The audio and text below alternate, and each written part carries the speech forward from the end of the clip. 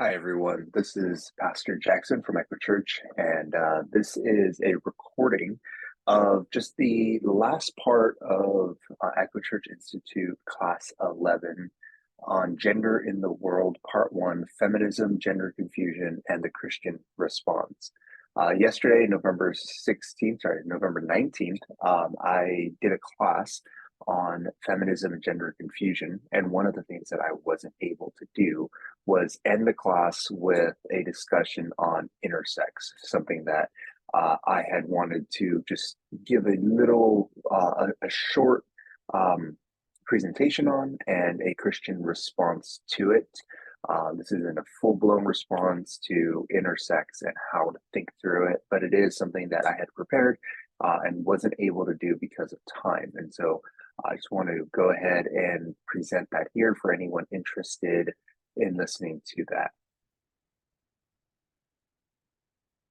So as we defined earlier in the class, if you watched the previous video, intersex is a term to describe conditions such as congenital adrenal hyperplasia, in which a person is born with sex characteristics or anatomy that does not allow clear identification as male or female.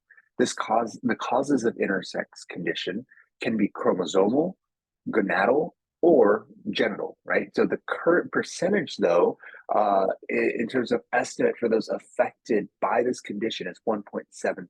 So a correction on a statement I made in the previous class was that 1.7% that I had in mind for the gender confusion conversation is actually for this intersex condition. And so I had messed up my statistics there. At face value, intersex seems to fly in the face of the fact that God made male and female only, right? This dichotomy that we have, the binary aspect of male and female. It would seem that the ambiguity of someone with an intersex condition is essentially non-binary. In fact, there is a growing cultural momentum in trying to have those with the condition to identify themselves as intersex or X as an alternative to the male-female binary. Intersex is an extremely difficult thing, right? Historically, doctors would ask parents which sex they want to assign the child and then operate accordingly, especially if it's a genital abnormality. And what happened was that sometimes the parents would choose, generally female because it's easier, and the child would grow up and develop gender confusion, something that they were in fact it happened because they were assigned the wrong gender. They were male, but because it was easier just to make them female, the parents would choose for them. Now, a caveat to this, it should be noted that Mark Ehrhouse has said most people who have an intersex condition do not experience gender dysphoria, although they have a higher incidence rate than most who do not have an intersex condition, and many would report going through a time of navigating gender identity questions. And so, while correlated and related, it seems that the majority of people with intersex do not experience gender dysphoria. Well, how are we to think about this as Christians? The Christian response: intersexuality and gender dysphoria are apples and oranges in that they are two distinct issues. And the only reason I'm mentioning this is because oftentimes when speaking about gender confusion or gender dysphoria, people will bring up intersex as a defeater argument to Christians arguing that no, there is only male and female, and that you can't cross and say that you're a male when you're a female, or you're a female when you're a male. The point is that intersexuality does not nullify or invalidate that Scripture says that God created male and female only. And the reason for that is that intersex conditions are a deviation from the binary norm, not the establishment of a new norm. We're seeing an aspect of creation that has been marred by the fall, a deviation from a norm that reaffirms that a norm exists in the first place. When dealing with the condition, I think it's one that is in the realm of wisdom. It's less clear. We're seeing something that the scripture doesn't speak to very much. I would say that because of the fall, our bodies are broken, and one of the ways in which that has affected us is our biological sex.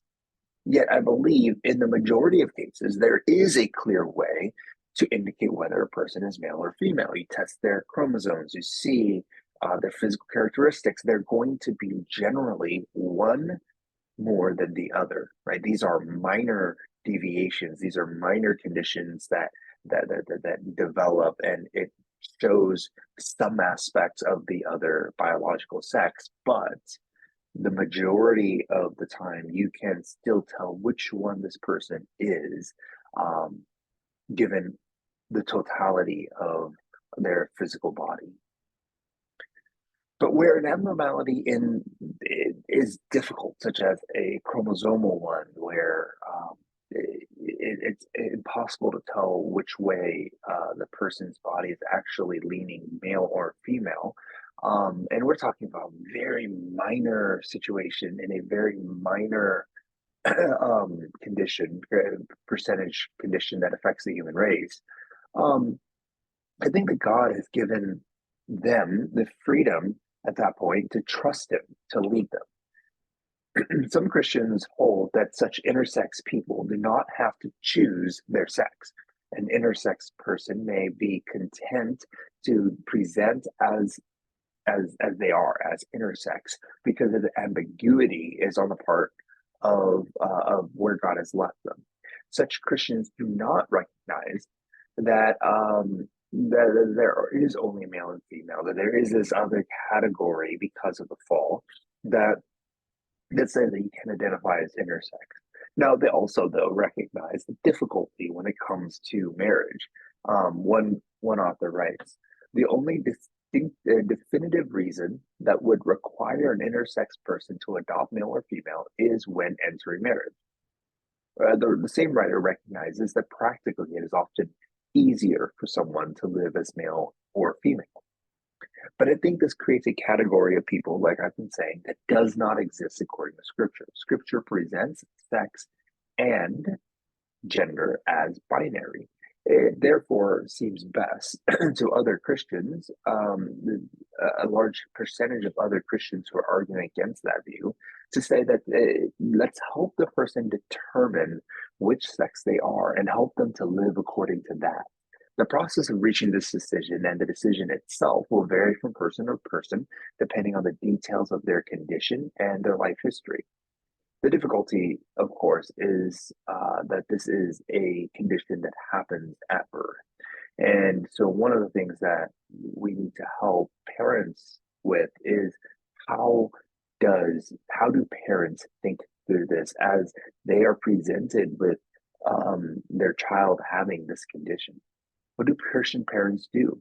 I personally think that wisdom would say that you raise your child with an eye towards helping them understand that sex and gender is binary, and that while the fall has left their bodies with some ambiguity, they are one or the other. And then the parents are to guide these children as they seek to understand who God has made them to be. Again, that is a small percentage of a small percentage, right? Again, in the majority of cases, you can tell which sex, which gender the child is, and in this very small, minor percentage, it's going to take some wisdom and understanding and going, okay, let's lead this child to see what it is, who it is that God has made them to be, and to embrace that completely.